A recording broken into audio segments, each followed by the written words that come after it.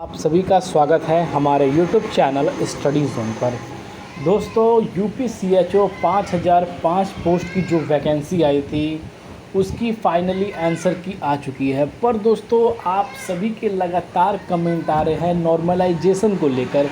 दोस्तों आखिर नॉर्मलाइजेशन आयोग द्वारा की जाती है तो इसमें कौन से शिफ्ट वाले को ज़्यादा बेनिफिट होगा, या उन उम्मीदवारों के जिनके हाई मार्क्स बन रहे हैं प्रोविज़नल आंसर की से, क्या उनके जो मार्क्स हैं क्या वो यहाँ पर लेस भी हो सकते हैं अगर नॉर्मलाइजेशन किया जाता है। तो दोस्तों क्या पॉसिबिलिटी है आपके नंबर ऑफ मार्क्स इंक्रीज़ होने के, और क्या पॉसिबिलिटी है हाई जो मार्क्स है वो आप सभी के डिक्रीज़ होने को लेकर, क्योंकि आयोग नॉर्मलाइजेशन के फॉर्मूले को किस तरह से यूज़ करता है यह एक सबसे बड़ी यहाँ पर जो है पहलू है। क्योंकि दोस्तों अगर आप नॉर्मलाइजेशन के फॉर्मूले को यूज़ करते हुए अगर आपने रिसेंटली विभिन्न भर्तियों के रिज़ल्ट देखे हैं तो आपने एक चीज़ बहुत ही इम्पॉर्टेंट नोटिस की होगी कि उसके अंदर कई सारे ऐसे उम्मीदवार हैं जिनकी सिलेक्शन नहीं होती है, पर नॉर्मलाइजेशन होने के बाद उनकी यहाँ पर सिलेक्शन भी हो जाती है। और जिन कैंडिडेट के जनरल या EWS या OBC के अंदर उनके नॉर्मलाइजेशन से पहले उनके यहाँ पर सिलेक्शन कंफर्म थे, पर नॉर्मलाइजेशन होने के बाद उनके यहाँ पर सिलेक्शन है वो बिल्कुल ना के बराबर हो जाते हैं। तो दोस्तों आखिर नॉर्मलाइजेशन से कहाँ पर बेनिफिट मिलता है और कहाँ पर नहीं बेनिफिट मिलता है वो मैं आप सभी को बताने वाला हूँ।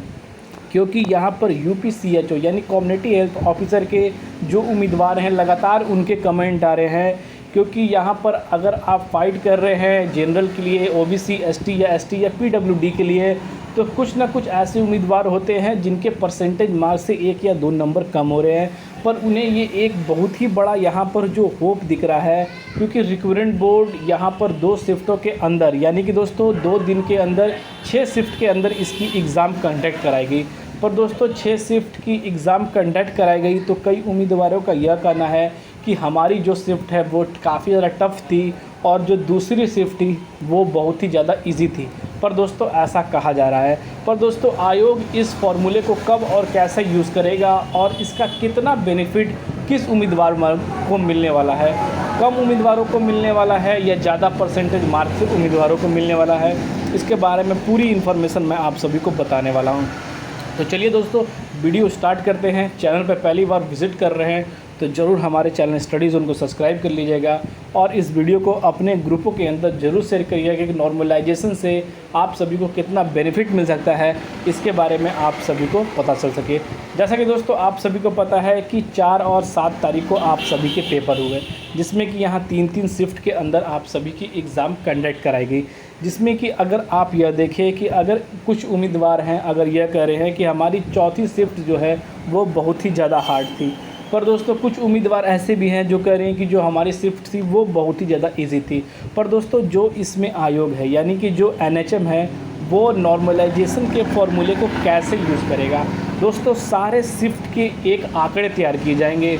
और जिस शिफ्ट के अंदर जितने उम्मीदवार हैं, यानी कि दोस्तों अगर पहले शिफ्ट में 10 उम्मीदवार एग्ज़ाम दे रहे हैं, एग्ज़ाम्पल के तौर पर आप ले सकते हैं, क्योंकि 10 उम्मीदवार अगर इसकी एग्ज़ाम दे रहे हैं और दोस्तों दूसरे शिफ्ट में अगर 10 उम्मीदवार एग्ज़ाम दे रहे हैं तो पहले शिफ्ट के जो उम्मीदवार हैं उनकी परसेंटेज रेशियो जो मार्क्स रेशियो है वो 50+ आ रही है सारे उम्मीदवारों की। और साथ ही दोस्तों जो यहाँ पर आप सभी की एग्ज़ाम 7 तारीख को हुई उसके अंदर उम्मीदवारों के नंबर 30-35 के बीच ही माना जा रहा है। तो कहीं ना कहीं आयोग को इस बात पर एक स्पष्ट निर्णय लेना पड़ेगा कि दोस्तों क्योंकि इतने ज़्यादा हाई मार्क्स और इतने ज़्यादा कम मार्क्स अगर दिखते हैं आयोग का, तो इस पर दोस्तों नॉर्मलाइजेशन के फॉर्मूले को यूज़ करना एकदम श्योर शॉट है। क्योंकि दोस्तों कहीं ना कहीं पेपर का जो लेवल था वो टफ़ था, जिसको लेकर आप यह कह सकते हैं कि उन उम्मीदवारों को काफ़ी ज़्यादा कठिनाई हुई। तो यहाँ पर दोस्तों इस तहत में नॉर्मलाइजेशन के फॉर्मूले को यूज़ करेगा आयोग। अगर दोनों के कंडीशन, दोनों के एग्ज़ाम, दोनों ही पॉसिबिलिटी है तो उस समय तक आप सभी को पूरी जो है कंडीशन बता दी जाएगी ऐसा के लिए। साथ ही दोस्तों जो भी कन्फ्यूज़न रहेगी वो सारे डाउट है वो सब इस समय तक क्लियर किए जाएंगे आयोग द्वारा उन चीज़ों को लेकर। उसके लिए एक मीटिंग की जाएगी और इस मीटिंग के अंदर इस चीज़ों को लेकर डिस्कशन होगी, जो डिस्कशन आप सभी के लिए नॉर्मलाइजेशन के फॉर्मूले को लेकर हो। पर दोस्तों आयोग आप सभी के हित में ही जो भी निर्णय देता है, पर दोस्तों किससे फ़ायदा होगा और किससे नहीं फ़ायदा होगा वो भी मैं एक चीज़ के लिए आप सभी को बताता हूँ। जैसा कि दोस्तों यहाँ पर आप देख सकते हैं कि अगर आपके 30 बन रहे हैं या आपके 1 या 2 नंबर उनके नोटिफिकेशन से दूर हैं, साथ ही दोस्तों यहाँ पर कई उम्मीदवारों के 50 के परसेंटेज बन रहे हैं, तो इसमें दोस्तों जो आपकी जो मार्क्स है वो यहाँ पर आयोग द्वारा बढ़ाने की चांसेस है। और साथ ही दोस्तों नॉर्मलाइजेशन उस समय तक यहाँ पर माना जाएगा जहाँ पर जिनके 50 आ रहे हैं तो उनमें से दोस्तों कुछ नंबर की यहाँ पर जो पेपर लेवल को यहाँ पर मिलाकर एक समानता की जाएगी और उस समानता से जिनकी हाई परसेंटेज रेशियो है उनके नंबर को कुछ काट कर यहाँ पर जो है उन नॉर्मलाइजेशन के फॉर्मूले को इजी करते हुए उन उम्मीदवारों को दी जाएगी जिनकी परसेंटेज रेशियो बिल्कुल ही दोस्तों लो है। तो इस तरह से दोस्तों नॉर्मलाइजेशन के फॉर्मूले को आयोग द्वारा यूज़ की जाती है। पर दोस्तों अभी तक इसके बारे में आयोग का कोई भी ऐसा इन्फॉर्मेशन निकल कर नहीं आ पाया है आप सभी के रिज़ल्ट को।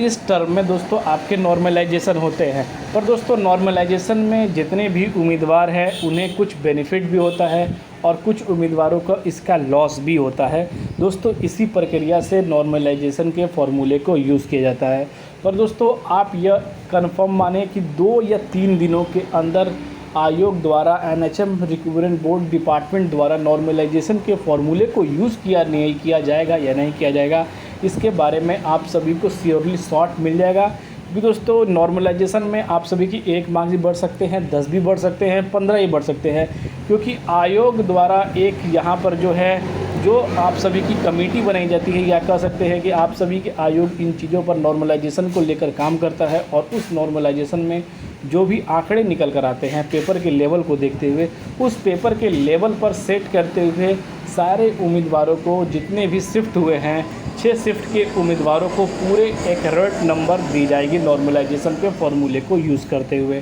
तो दोस्तों यहाँ पर आप सभी को यह तो पता चल गया कि नॉर्मलाइजेशन के फॉर्मूले को यूज़ करने से कहीं आपको लाभ भी है और कहीं आपको यहाँ पर हानि भी हो सकती है। तो इस तरह से नॉर्मलाइजेशन के फॉर्मूले को यूज़ किया जाएगा। अब दोस्तों बात यह रह गया कि इससे किसको बेनिफिट मिलेगा या इससे किसको नहीं बेनिफिट मिलेगा, वो सिर्फ आयोग ही इन चीज़ों को लेकर डिसाइड करेगी, क्योंकि हर किसी उम्मीदवारों को इसका बेनिफिट नहीं मिलेगा। 100 में से 20 या 25 ही उम्मीदवारों को इस चीज़ का लाभ मिलता है, क्योंकि जिनके काफ़ी लो मार्क्स रहते हैं उनके अंदर समानता ढूंढी जाती है वो हाई मार्क्स वालों से। तो दोस्तों इस तरह से नॉर्मलाइजेशन किया जाता है। और कोई भी कन्फ्यूज़न है तो आप नॉर्मलाइजेशन को लेकर कमेंट कर सकते हैं, हमारे चैनल के माध्यम से आप सभी को उस बारे में पूरी इन्फॉर्मेशन शेयर की जाएगी। तो फिर मिलते हैं दोस्तों अगले वीडियो में, तब तक के लिए दोस्तों जय हिंद।